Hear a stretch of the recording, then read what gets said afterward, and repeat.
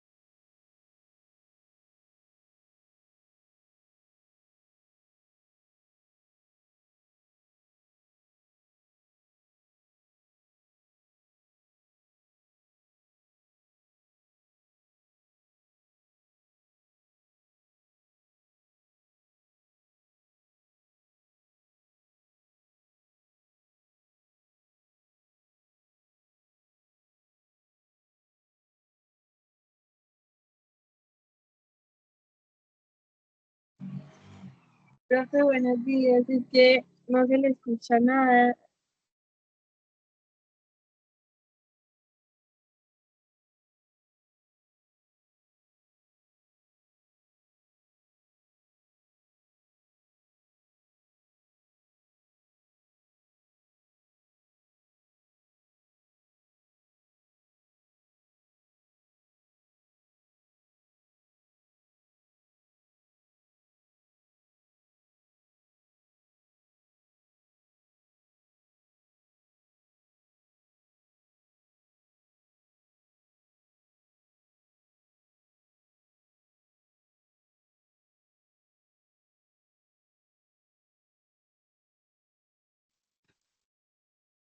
¿Se escucha? ¿Se escucha por allí?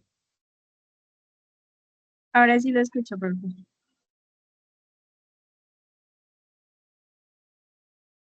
¿Todavía no se escucha? Sí, profe, ya acabé de escucharlo. ¿Ahí ya se escucha? Sí, profe. Ah, perfecto, listo. Entonces, estaba diciendo que voy a ubicar, a ver, veo,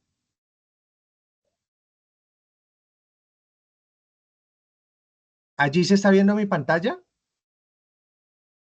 Sí, profe. ¿Y se escucha el audio? Eh, todavía no. Ahí, No, profe. a ver, veo, ahí debería de escucharse tan raro, a ver, veo qué puse. Em,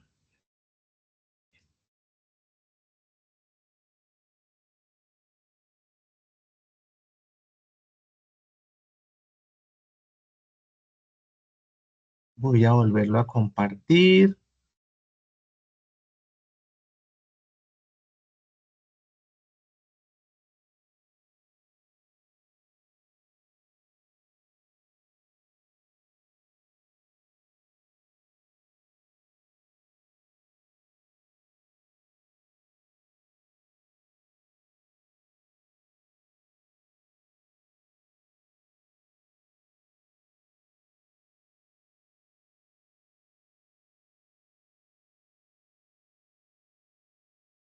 Veamos si allí sí me deja compartirlo bien.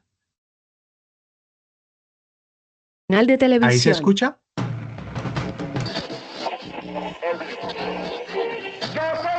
¿Se escucha bien el audio? Como un momento de celebración femenina. Qué rico esto que esté pasando entre ustedes. ¿O todavía no? ¿Sí se escucha? Esto es cronografía. Profe, ya lo sé. Economías alternativas y solidarias. Después de la conquista, las formas económicas en Colombia han estado ligadas a la existencia del dinero, que hoy en día es una necesidad en todas las sociedades capitalistas. Paralelamente en el mundo han surgido nuevas formas de intercambio no necesariamente monetario. Estas formas son conocidas como economías alternativas. ¿Saben en qué consiste la economía solidaria? No, el término no lo había escuchado. No, ni idea. La economía alternativa y solidaria surge como una propuesta en contraposición a la economía tradicional de mercado en la que se busca obtener un beneficio individual. En la economía solidaria, por el contrario, se busca un crecimiento y un desarrollo colectivo a partir del trabajo de toda la comunidad. La economía solidaria propone nuevas formas de producción, consumo y distribución que priorizan las condiciones humanas por encima del capital económico y de la riqueza. El término de economía solidaria apareció en Latinoamérica en los años 80. Por entonces comenzaron a darse intentos por generar una ruptura en las formas tradicionales de economía sustentadas en el capitalismo y en la recuperación de formas de intercambio que se habían inventado las mismas comunidades indígenas antes de la llegada de los navíos españoles. El ejemplo más claro de esto fue el trueque, primera forma de comercio. La economía solidaria comenzó a entenderse como un sistema en el que la producción, el consumo y la distribución tomaban un nuevo rumbo. En unas áreas en donde los precios no funcionan, pues hay que recurrir a la solidaridad, porque los precios se agotan y las personas que están más desprotegidas necesitan apoyo, y entre todos, creando dinámicas solidarias, podemos buscar esos apoyos. El movimiento de economía solidaria tiene sus bases en el cooperativismo que surgió en Europa en la época de la Revolución Francesa y la Revolución Industrial. La primera cooperativa nació en Inglaterra en 1844, cuando un grupo de 28 tejedores se unieron para manifestarse en contra de la baja de salarios. Uno de los primeros ejemplos de economía solidaria en Colombia fue la Confederación Latinoamericana de Cooperativas de Trabajadores, creada en 1975 en Venezuela y cuyo mayor logro fue la divulgación de los beneficios de esta modalidad en todo el continente, incluida Colombia. También hubo mucha preocupación por abusos de cooperativas que empezaron a utilizar malos recursos, que empezaron a engañar a algunos de sus afiliados, y entonces se crea una super para que lo mismo que pasa en el sistema financiero, lo mismo que pasa en el sector industrial, pues haya un control de las operaciones y se formalice. En 1998 se creó la Superintendencia de la Economía Solidaria, Supersolidaria, y el Fondo de Garantías del Sector Cooperativo, FOGACOP, entidades públicas del Estado. Al lado de estas, en los últimos años, han surgido otras iniciativas fundamentadas en la autogestión y en la colaboración, así como en el desarrollo humano integral. Ejemplos de esto son la FLIA, Feria del Libro Independiente y Autogestionada, que inició en Buenos Aires y ahora opera en otros lugares del mundo, los mercados agrícolas solidarios, las ecoaldeas autosuficientes y las huertas comunitarias, entre muchas otras. Entonces yo creo que hay muchos espacios donde puede mejorar la economía solidaria. Creo que en Colombia la economía solidaria ha avanzado mucho más en temas de consumo, en temas productivos muy poquito. En el país hay muy pocas cooperativas de producción. La economía colombiana ha encontrado en la economía solidaria la posibilidad de transformar los mercados en propios. En las propuestas de economía solidaria, las comunidades buscan ser autosuficientes a través de mecanismos de producción y consumo propios y mercados autosostenibles. En 1998, el Departamento Nacional de Cooperativas, DANCOOP, se transformó en el Departamento Administrativo de la Economía Solidaria, DANSocial. Este tipo de proyectos y de iniciativas da la oportunidad al ser humano y más que todo a nuestra tierra colombiana de volver a conocer nuestra historia, nuestra cultura, nuestra independencia, toda nuestra sociedad, antes de ponerlo en tela de juicio y enamorarnos de otros tipos de cosas. Este programa fue financiado a través de... Bueno, muy bien. Quería que ubicáramos esta estructura, este compendio, porque identifica claramente algunos componentes sobre los cuales hemos venido trabajando, y eso digamos que fundamenta el proceso para que nos apoye en el desarrollo de las actividades. Entonces, dicho eso, vamos a continuar, no sin antes, a ver, veo que aquí lo puede abrir, ya lo estoy abriendo. Bueno, vamos a continuar abordando la temática, pero hay que decir lo siguiente, miren que relativamente más en América, digamos una fecha en el siglo XX, ¿cierto? En la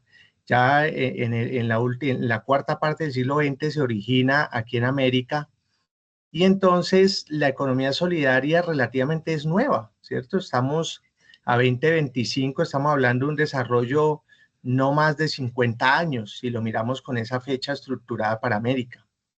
En ese orden de ideas hay un compromiso importante para Colombia en torno de identificar componentes que ayuden al desarrollo desde lo productivo, ¿cierto? Y no tanto desde el consumo como lo plantea allí el economista. En ese orden de ideas también es necesario como identificar esos componentes que nos separan de la historia, ¿no?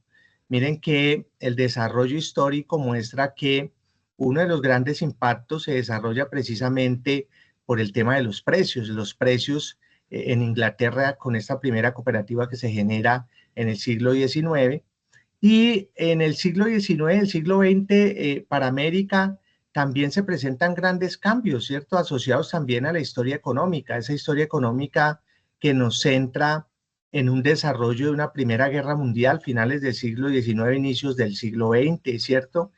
Y en este siglo XX que acabamos de terminar, pues relativamente los elementos sobre los cuales se estructura la economía global se dan en los primeros 50 años a partir precisamente de la Primera Guerra Mundial, la primera crisis económica que se da en la década del 30 y la Segunda Guerra Mundial que cierra entre 1944 y 48 con la creación de los organismos internacionales, entiendas el Banco Mundial, el Banco Interamericano de Desarrollo, con el objeto de reconstruir los países que habían quedado completamente destruidos a partir de la guerra y de apoyar el desarrollo de los países del tercer mundo. En ese momento, digamos, eso genera una serie de préstamos que hace el Banco Interamericano de Desarrollo, el Banco Mundial, para fortalecer las economías, y genera también la década perdida en la década de los 80, cuando América se encuentra completamente endeudada precisamente por esos préstamos que nos hacen, y digamos que se da un proceso allí crítico con también la crisis petrolera, con la caída del muro de Berlín y con ello la terminación de la Guerra Fría, la estructuración, el empoderamiento del modelo economista que nos rige inclusive en la actualidad, ¿cierto? En términos de esa focalización del capitalismo, un capitalismo llamado olímpicamente un capitalismo salvaje, que lo que buscó inclusive fue la reducción del tamaño del Estado, de la entrega de algunas de las actividades que eran responsabilidad del Estado al sector privado, y esto genera, digamos, el desarrollo de la economía como la conocemos a la fecha, ¿cierto? Y que estamos en pro también de unos cambios asociados a también unas estructuras diferentes de gobierno en América. Entonces, en ese sentido, digamos que estos componentes no se pueden alejar en torno al desarrollo de la actividad que estamos ejecutando, en tanto esa asociatividad, que es lo que en últimas es diferencial en el proceso económico para la economía solidaria, básicamente ese mecanismo de cooperación que establece, perdón, esas relaciones, ¿cierto?, articuladoras entre, digamos, algunos objetivos comunes que pueden tener sujetos en el marco del desarrollo de algunas actividades. Eso, digamos, lo reconocen algunos autores como Perales Laverde 2002, que básicamente lo que estructuran es como la asociatividad solidaria, lo que busca es mejorar condiciones de vida de la comunidad, buscando, digamos, el uso de unas buenas prácticas solidarias y cooperativas. Y eso en últimas es lo que fomenta el desarrollo de este curso. Este curso entonces también hace un diferencial muy importante entre un tipo de organizaciones que son públicas o privadas, El sector público pues es diferencial, ¿cierto? Porque tiene una estructura, digamos, definida en torno precisamente a esa capacidad que tenemos nosotros de elección sobre esos sujetos que desarrollan la línea, la guía en el marco de unos procesos políticos, económicos y sociales. Y en ese orden de ideas, separando el sector público, pues encontramos el sector privado. Y este sector privado, por un lado, tiene entidades con ánimo de lucro, por otro lado, tiene entidades sin ánimo de lucro, y las entidades sin ánimo de lucro son las que nos enmarcan en el sector social y solidario. De esta manera, sin sacar el gobierno, digamos que el gobierno está allí per se en ese proceso, pero la trilogía está asociada a la academia, la comunidad y la empresa en torno a la estructuración de esas comunidades asociativas para lograr objetivos comunes. Y en ese orden de ideas, también hay que entender que esos objetivos comunes están muy claros, ¿cierto? La solidaridad, la asociación y la autogestión están asociadas a procesos que buscan disminuir costos en la producción, lograr economías de escala, es decir, ubicar procesos que ante el desarrollo o la producción de bienes en masa, pues se reduzcan o se generen reducción de costos, maximización de utilidades en el marco del volumen, el uso del volumen, ¿cierto?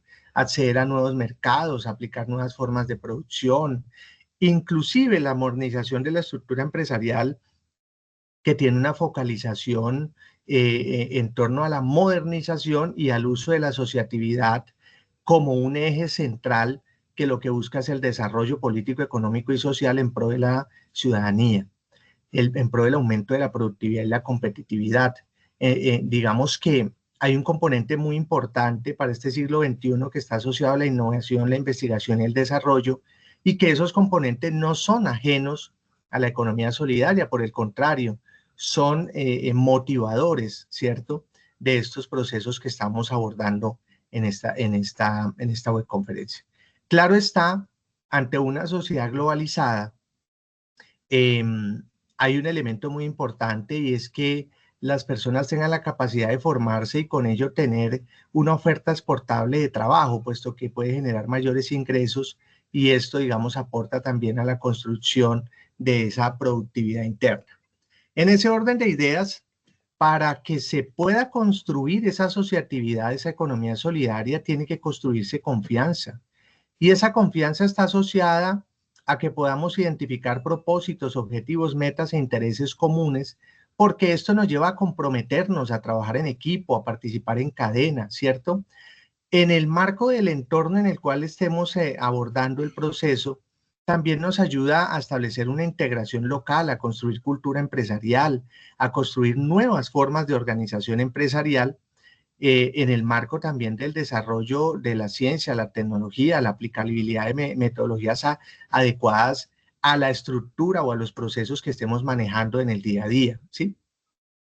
Bien, esto pues entonces lo hago como antesala para el desarrollo de las dos actividades que tenemos para esta tarea número 3. Hay una primera actividad que lo que busca es que se presente que se genere una presentación interactiva con audio, y lo que se busca es que utilizando Canva como ese recurso auditivo, que se explore unos aspectos asociados a la temática que estamos desarrollando, es decir, la introducción del sector solidario en Colombia, la clasificación y tipo de organizaciones solidarias, centrándonos en las mutuales y las asistenciales, la normatividad vigente que rige cada tipo de organización solidaria, leyes, decretos, resoluciones, la comparación entre organizaciones mutuales y asistenciales, ejemplos ilustrativos por cada tipo, y la inclusión de enlaces, iconos, animaciones, narraciones de voz u otros recursos interactivos que consideren necesarios para el desarrollo de la actividad. Ese es el elemento central por el cual estamos estructurando la actividad. Esta primera actividad fortalece, son los pininos para el desarrollo de la segunda actividad, que asocia un video explicativo sobre la estructura organizacional. Es decir, ustedes elaboran el video, que no debe durar más de mínimo 3 minutos, máximo 5, Y ustedes lo que hacen es exponer los tipos de organizaciones solidarias, mutual o asistencial, y la estructura organizacional representada, digamos, allí en el organigrama respectivo. La explicación de cada uno de los componentes del organigrama, las funciones principales de cada cargo o instancia, el rol de la participación democrática en la toma de decisiones, todo esto lo hacen en Canva Video. Digamos que lo importante es que incluyan recursos visuales, gráficos, textos, iconos, ¿cierto? Debe ser claro, dinámico, coherente. En tanto, estos son los elementos que ayudan a estructurar la evaluación del mismo. Es una actividad muy sencilla que deberían de poder abordarla en el marco de la matriz que les ofrece la guía de aprendizaje. Una matriz con doble entrada. Por un lado, identificamos el tipo de organización y allí pues ustedes ubican si es cooperativa, precooperativa, fondo de empleados, bueno, en fin. Y por el otro lado, el aspecto que se requiere de ese tipo de organización, entiéndase el organigrama, ¿cierto? Entonces allí hay ejemplos que la Asamblea General de Socios, que el comité, que la gerencia, bueno, allí hay ejemplos en el proceso y entonces la idea es que se apoyen en esa estructura matricial para el desarrollo de la actividad. Una vez organizan este proceso, lo que hacen es estructurar un documento en formato Word que básicamente identifica, como lo hemos venido haciendo en la tarea número 1 y 2, pues su portada, sus objetivos generales y específicos, su introducción y el desarrollo del trabajo, ¿cierto? Entonces, allí establecen un mínimo de 3 conclusiones y organizan las fuentes bibliográficas con el manejo de las normas APA. Allí también deben de tener muy claro para la composición de la estructura de evaluación que no solo es desarrollar el trabajo. Miren que allí está, digamos, lo he fortalecido mucho en los foros. Les he dicho pilas, hay que hacer, asumir un rol. Hasta les he ubicado allí una matriz en donde identifico quiénes ya han asumido el rol, quiénes no. De tal manera que dentro de esas evidencias de trabajo independiente que ustedes deben de contemplar, ¿cierto? Para la entrega, implica que en el foro de discusión los avances de la actividad los vayan mostrando. Esta participación junto con ese rol que he venido solicitándoles que asuman, hace parte del tercer criterio de evaluación de esta tarea número 3. Ya desde lo grupal, esas evidencias básicamente pues están asociadas a ese documento en Word que les describo, siempre ajustado a norma APA que contenga, digamos, el requerimiento allí de la tarea en el marco de lo que dispone la guía de aprendizaje. Es muy importante tener en cuenta que esa matriz que se está estructurando pues es el soporte básico para que puedan hacer la actividad final. Ese documento pues lo ubican como tarea número 3 y el número del grupo para subirlo a la plataforma. Hay unos lineamientos generales para la elaboración de esta evidencia de aprendizaje desde el punto de vista colaborativo, y es que todos los integrantes deben de participar con sus aportes en el desarrollo de la actividad y por eso, digamos, deben de fortalecer esa entrega en el foro como evidencia y que cada grupo debe elegir un solo integrante que se encarga de entregar el producto solicitado en el entorno señalado allí. Y esto pues está asociado también a los roles que están asumiendo porque los roles enmarcan esta actividad dentro de uno de los compromisos.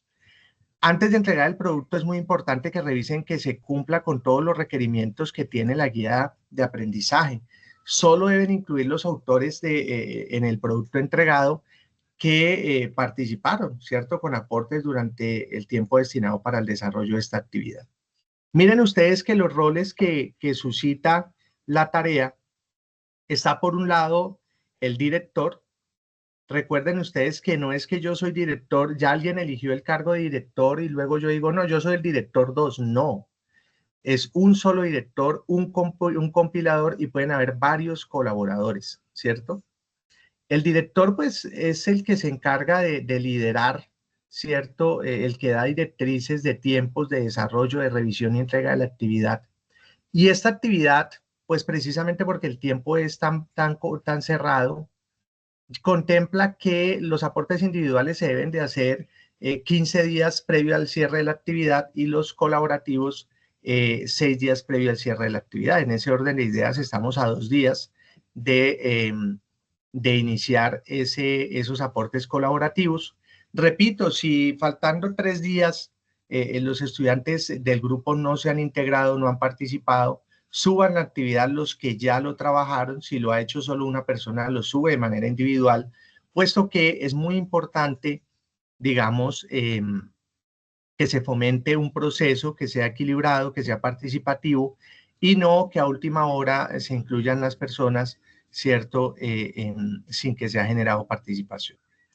Allí el compilador es el que cumple el rol asociado en la guía de actividades de publicar el producto final. El compilador es el que sube en la plataforma el producto final aprobado por el grupo en el espacio de seguimiento o en el entorno de seguimiento y evaluación. Recuerden que hay 3 colaboradores. Los colaboradores, por eso están allí en plural, ayudarán, ¿cierto? Miren que el director coordinará, el compilador estructurará, mientras que el colaborador ayudarán, en plural, son 3. Si el grupo no está de 5, sino de 4, pues serán 2 y así sucesivamente. Pero son los que ayudan a depurar el documento final en cuanto a edición, estilo y manejo de las referencias bibliográficas en el marco de las normas APA. Este es un elemento central que debemos de ubicar, puesto que esto está dentro del puntaje asociado a la evaluación. Hay que decir entonces, después de establecer estas reglas en el proceso, que el sector solidario en Colombia está compuesto por varias formas de organizaciones. Lo hemos establecido ya en la matriz: cooperativas, fondos de empleados, asociaciones mutuales y otras entidades sin ánimo de lucro que promueven el bienestar común. En ese orden de ideas, ¿cierto? En ese orden de ideas, la normatividad vigente encuentra en el sector solidario en Colombia asociaciones mutuales que a su vez están asociadas o enmarcadas en la normatividad, entiéndase Ley 454 de 1998, que es de las asociaciones mutuales, y la Ley 1445 del 2011, que es de la mutual. También en Colombia tenemos los fondos de empleados que están arraigados al decreto 1480 de 1989 y las cooperativas que están arraigadas a la Ley 79 de 1988. Miren ustedes cómo allí vamos dando forma a la información necesaria para que ustedes ahonden en el proceso investigativo asociado a la solicitud de los entregables. Esa normativa vigente en términos de las organizaciones mutuales, en términos de la Ley 79 de 1998, pues establece ese marco general para las organizaciones de economía solidaria, incluyendo las asociaciones mutuales. Entre los aspectos relevantes para las mutuales, contempla la ley, por un lado, los fines y principios, el funcionamiento democrático, los servicios y el control y supervisión. Desde esos fines y principios, las mutuales deben de promover la solidaridad, la ayuda mutua y la cooperación entre sus asociados. Esto, digamos que en el sector solidario es común. Dentro del funcionamiento democrático, la participación de los asociados es fundamental y se basa en el principio de un asociado, un voto. Y servicios, pues las mutuales pueden ofrecer una variedad de servicios sociales y económicos como asistencia médica, educativa, recreativa, entre otros, a sus miembros, ¿cierto? En términos de control y supervisión, pues ya lo veíamos en el video relativamente nueva su creación, en términos de establecer la obligación de cumplir con las normativas sobre contabilidad, auditoría y control, asegurando la autogestión y la transparencia, ¿cierto? Estos elementos son muy parecidos para toda la normatividad cooperativa. Miren que la Ley 454 del 98 de las organizaciones mutuales, si bien tiene un enfoque un poco más amplio, que básicamente lo que hace es regular el sector de la economía solidaria en Colombia, esa normativa de las mutuales recibe un marco jurídico más específico y adaptado a la naturaleza solidaria. Los puntos importantes que incluye la Ley 454 está la definición de las entidades del sector solidario, es decir, reconoce a las mutuales como parte integral del sector solidario junto con cooperativas y fondos de empleados. El control del Estado, establece como mecanismo de vigilancia y control a través de entidades como la Superintendencia de la Economía Solidaria, Supersolidaria, vemos que es relativamente nueva, la cual supervisa el cumplimiento de las normas y garantiza el correcto manejo de los recursos, que es en torno a lo que en nuestro país aplican todas las superintendencias en el marco de cada uno de los sectores, ¿sí? Entonces, básicamente, la economía solidaria está estructurada como un motor más de desarrollo de la economía.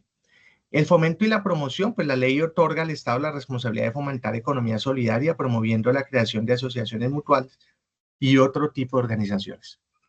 Miren ustedes que en nuestro país hay varios tipos, por ejemplo están las EPS, ¿cierto? Hay digamos algunos componentes, miren Comeva, miren algunas instancias que se encargan de salud, educación, ¿cierto? Bueno, hay diferentes ejemplos que además les pide eso la guía de aprendizaje. En términos de las organizaciones mutuales, la ley 1445 del 2011 complementa las dos leyes anteriores, especifica algunos aspectos relacionados con la fiscalización y promoción de las organizaciones mutuales y entre los puntos importantes está la vigilancia y control, refuerza el papel de la Supersolidaria en la supervisión de las mutuales, asegurando la transparencia y la correcta utilización de los recursos financieros. En términos de autonomía administrativa, reconoce la autonomía de las mutuales para gestionar sus recursos y organizarse internamente siempre que respeten los principios de la economía solidaria. Y en términos tributarios, pues también aclara aspectos sobre la naturaleza no lucrativa de las mutuales, lo que exime de ciertos impuestos siempre y cuando cumpla con los requisitos establecidos. Ya el decreto 1480 del 89, ¿cierto?, lo que hace es reglamentar la ley 79 del 88 y ofrece detalles específicos sobre la organización, funcionamiento y control de las mutuales y define aspectos como registro y formalización. Entonces, el proceso de constitución de mutuales, la inscripción en registros oficiales y la formalización de sus estatutos. En términos de contabilidad y reportes, requisitos contables, auditorías y la obligación de reporte de estado financiero para asegurar la transparencia de la gestión. Y en conjunto, las normas lo que hacen es brindar a las mutuales un marco claro y robusto para el funcionamiento en Colombia, asegurando que operan dentro de los principios de solidaridad, democracia y autogestión del sector cooperativo, ¿cierto? Ahora, esto en torno a las mutuales, que es uno de los entregables solicitados, pero recuerden que no solo se habla de las mutuales, sino también de las asistenciales, esas organizaciones asistencialistas, digamos que forman parte del sector solidario y se dedican a brindar servicios de asistencia, como lo dice su estructura nominal, ¿cierto? Asistencia social, en salud, en educación, en bienestar, y están reguladas por una serie de normativas que aseguran su correcto funcionamiento y control. Estas normativas incluyen leyes generales que regulan a las organizaciones de economía solidaria y leyes específicas que tratan aspectos muy de asistencia social. Si uno mira, por ejemplo, la ley 79 del 88, digamos que esta es una ley general, ¿cierto?, de las organizaciones de economía solidaria y aplica pues a cooperativas, fondos de empleados y mutuales, entre otras, aunque no está dirigida exclusivamente a organizaciones asistenciales, incluye los aspectos más importantes para la prestación de servicios y asistencia social. ¿Y cuáles son esos aspectos que hay que resaltar? Por un lado, los principios solidarios. Todas las organizaciones solidarias, digamos, incluidas las asistenciales, deben operar bajo esos principios de solidaridad, cooperación y ayuda mutua. Esos son los elementos centrales del cooperativismo. La democracia y la participación.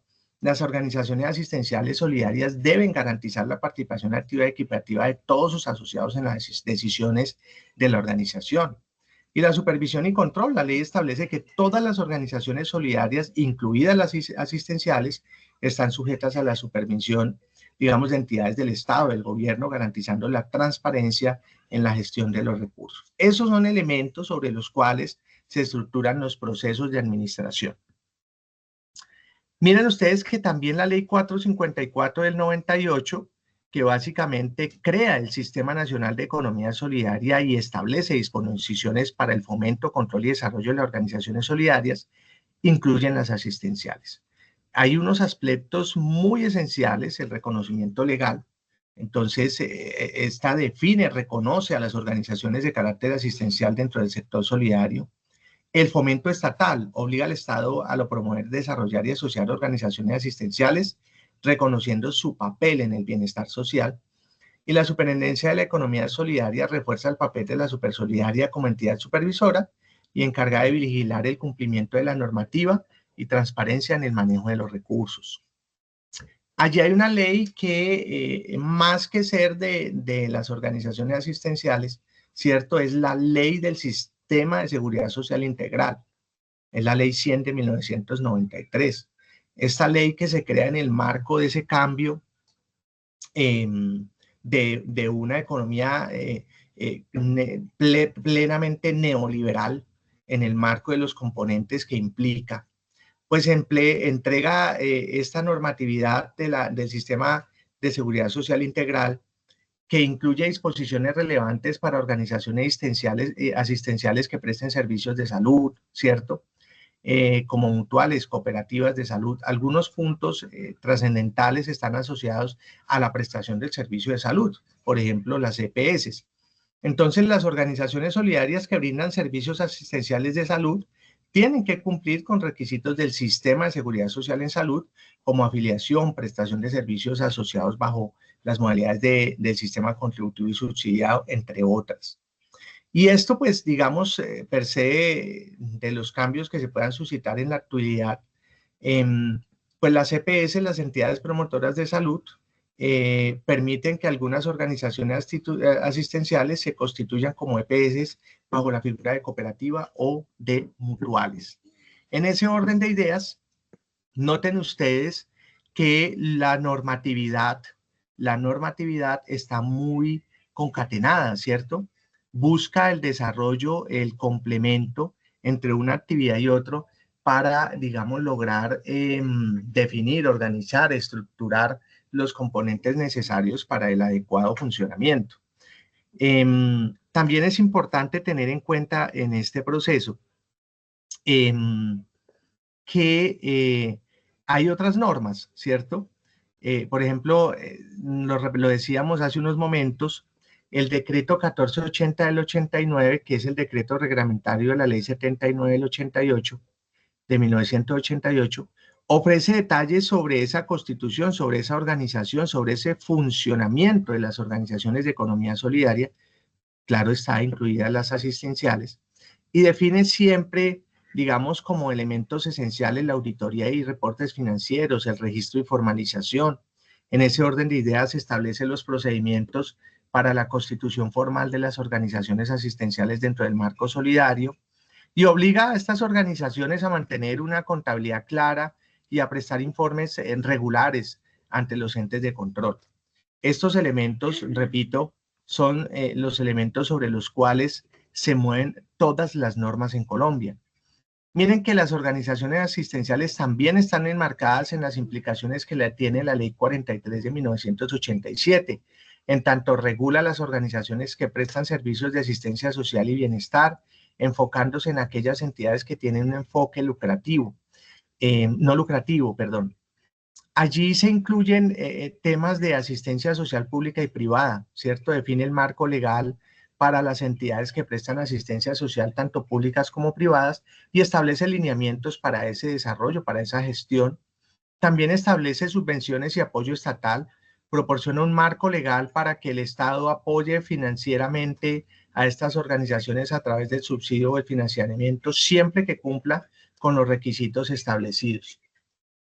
Hay algunas normas, como el decreto 2150 del 95, que busca simplificar los trámites y regula las entidades sin ánimo de lucro, lo que incluye a muchas organizaciones asistenciales que se registran bajo esta figura. Entonces, la simplificación de trámites facilita la creación y funcionamiento de organizaciones asistenciales al eliminar ciertos trámites burocráticos, y la supervisión y control, pues establece mecanismos de control ágiles para estas organizaciones siempre que cumplan con los objetivos de asistencia social y que no tengan fines de lucro. Muy bien, entonces en términos de la ley 1176 del 2007, pues ese sistema de participación de salud, educación y asistencia social afecta directamente a las organizaciones asistenciales que trabajan en estos sectores, puesto que, digamos, regula los recursos públicos para asistencia social. Organizaciones asistenciales pueden recibir recursos del Sistema General de Participaciones, pero deben cumplir con estrictos controles sin rendir cuentas sobre el uso de esos recursos. Dentro del control de la calidad en la prestación de servicios, la ley exige que las organizaciones asistenciales tengan altos estándares de calidad en la prestación del servicio para que las comunidades, especialmente las vulnerables, pues no se vean, digamos, afectadas, ¿cierto?, por dificultades de manejo en los procesos como tal. Y por eso la normatividad lo que hace es que les exige altos estándares de calidad, ¿cierto?, en la prestación de servicio a este tipo de instituciones. Hay una premisa general que hay que mantener en este proceso. ¿Cuál es? La premisa es: las organizaciones asistenciales en Colombia están reguladas por una combinación de leyes que abordan tanto su naturaleza solidaria como su objeto de prestar servicios sociales y de bienestar. Eso es elemental. Entonces miren que combina la ley 100, ¿cierto? Estas leyes, digamos, aseguran que dichas organizaciones operen bajo principios de solidaridad, democracia y transparencia, es decir, sistema cooperativo, y que estén sujetas a la supervisión estatal para que organizar el correcto uso de recursos y la adecuada prestación de los servicios. Esa es la premisa general en este proceso que estamos presentando el día de hoy. También hay que tener en cuenta algunos elementos esenciales en términos de características de las mutuales. Las mutuales, ya un poco aportando al desarrollo de la matriz. Si yo miro el tipo de organización, pues lo deberían de ubicar como mutuales, cooperativas, fondos de empleados, y conceptualmente, pues un fondo de empleados es una organización de trabajadores que busca ofrecer servicios financieros y sociales a sus empleados.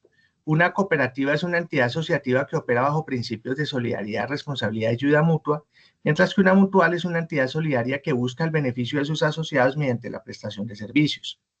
La característica esencial, lo veíamos ya en el video, es que el número de asociados varía. Una mutual tiene mínimo 25, una cooperativa mínimo 20 y un fondo de empleados mínimo 10 integrantes, ¿cierto? También las características de estructura mutual en términos de la organización implica que están contempladas por una asamblea general, una junta directiva, un consejo de vigilancia, un órgano de control interno, y pues depende de la junta directiva el gerente, comités especializados, área administrativa, área financiera, área de servicios sociales. Eso en términos de la estructura de las mutuales. En términos de esa descripción de las funciones, si estoy hablando dentro de la asociación mutual del componente de la Asamblea General, pues este será descrito como su órgano máximo de dirección conformado por todos los asociados y tendrá como función la toma de decisiones estratégicas, es decir, aprueba los balances, los planes de trabajo, los estatutos, las reformas, elige a los miembros de los órganos directivos, ¿sí? Y la junta directiva está descrita como la representante de la asamblea y es el ente encargado de la administración general de la mutual. La función esencial que cumple es ejecutar las decisiones de la asamblea, supervisa la administración, elabora y supervisa planes de trabajo y evalúa resultados y nombra al gerente. El Consejo de Vigilancia está descrito como un órgano de control que vigila el cumplimiento de las normativas y el uso adecuado de los recursos, y su función asegura la transparencia, fiscaliza la administración, verifica que las actividades cumplan con los objetivos de la mutual y reporta a la Asamblea General. La gerencia, en cambio, pues será la responsable de la gestión administrativa y operativa de la mutual y funge como el ejecutor de directrices de la junta directiva, administra los recursos, lidera el equipo de trabajo y asegura el cumplimiento de los objetivos operativos. Los comités especializados, como grupos formados para temas específicos de crédito, bienestar y educación, fungen diseñando y ejecutando programas específicos, supervisando áreas clave como educación de los asociados, la asignación de créditos y el bienestar social.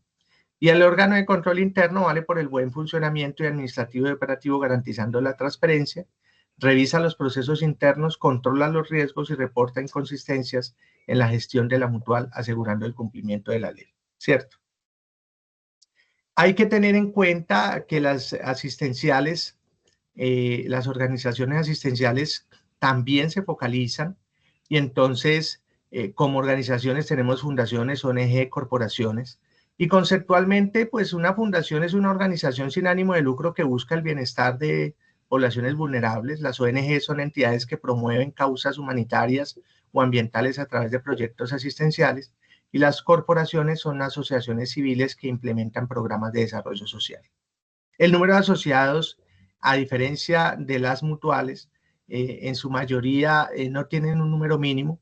Por ejemplo, las corporaciones es variable, generalmente más de 10 fundadores o asociados. Las ONGs, según el tamaño y el propósito de la organización, y las fundaciones no tienen un número mínimo definido. Dentro de la característica asociada a la estructura organizacional asistencial está que está compuesta por una asamblea general que tiene un consejo de vigilancia, un órgano de control interno y su junta directiva. La junta directiva elige el director ejecutivo o el gerente y este se encarga de comités técnicos, programas asistenciales, área administrativa y financiera y áreas de servicios sociales y comunitarios. Las organizaciones solidarias asistenciales también, pues digamos, tienen unos roles, unas descripciones en el marco de los componentes de su asamblea general, por ejemplo, como órgano supremo compuesto por todos los asociados que participan en la toma de decisiones fundamentales y digamos que su función define la orientación de la organización, elige la junta directiva, aprueba presupuestos, reglamentos, planes de desarrollo y evalúa gestión de la organización. La junta directiva pues, está descrita como un órgano de dirección encargado de ejecutar las decisiones de la Asamblea General y de gestionar la organización. ¿Qué funciones ejerce la junta directiva? Pues establece políticas, supervisa la administración, gestiona los recursos y define estrategias operativas. Se encarga, digamos, de guiar el desarrollo general de la entidad. La gerencia o el director ejecutivo es el responsable de la administración diaria de la organización y de la implementación de las políticas de la junta directiva. Funge como administrador de los recursos humanos, financieros, ejecuta los planes de acción, gestiona los programas asistenciales y asegura el cumplimiento de las metas organizacionales. El Consejo de Vigilancia es un órgano que supervisa el correcto uso de los recursos y el cumplimiento de los objetivos asistenciales, que funge vigilando la transparencia y el buen uso de los fondos, asegurando que cumplan los objetivos sociales y económicos de la organización e informan a la asamblea sobre su gestión. Los comités técnicos, los programas asistenciales, pues son grupos especializados que desarrollan y supervisan los programas asistenciales específicos como salud, educación o bienestar y se encargan de diseñar y planificar, ejecutar los programas asistenciales de acuerdo con los objetivos de la organización y aseguran la calidad y pertinencia de los servicios. El área administrativa y financiera pues son los departamentos encargados de la gestión financiera y de los procesos administrativos de la organización y fungen gestionando los recursos económicos, preparan los presupuestos, aseguran la viabilidad financiera y el cumplimiento de las normativas fiscales y laborales. Desde el punto de vista del área de servicios social y comunitarios, son departamentos que coordinan los servicios asistenciales prestados a los beneficiarios, que gestionan la oferta de los servicios asistenciales, mantienen contacto con los beneficiarios y aseguran que los servicios sean adecuados a la necesidad de la comunidad. Desde el punto de vista del órgano de control interno, está descrito como un mecanismo interno que vela por el cumplimiento de la normativa y las buenas prácticas y su función básica es asegurar la transparencia de los procesos y monitorear el cumplimiento de las normas legales y las políticas internas. Estos son los elementos sobre los cuales pues estábamos trabajando el día de hoy, focalizando, digamos, su estructura, su desarrollo, para que puedan tener una muy buena participación, digamos, haciendo sus aportes individuales en el desarrollo respectivo de los trabajos.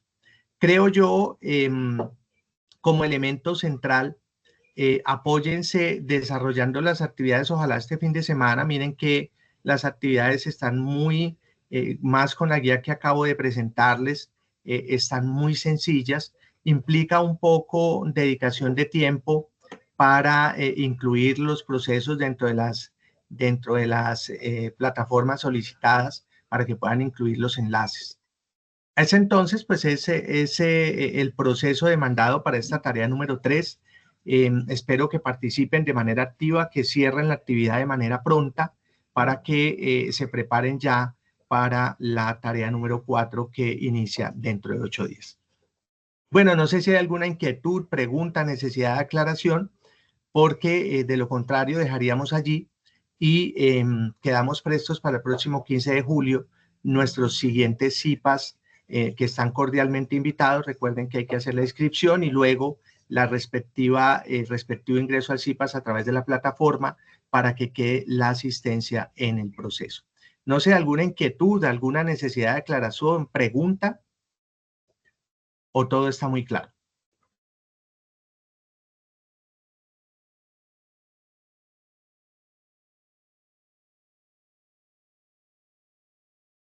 Bueno, si no hay preguntas, entonces me resta desearles un feliz fin de semana, ¿cierto? Y pues digamos que con éxito avancemos en el proceso para hacer un adecuado cierre en los próximos 8 días. Feliz fin de semana. Muchas gracias por la participación.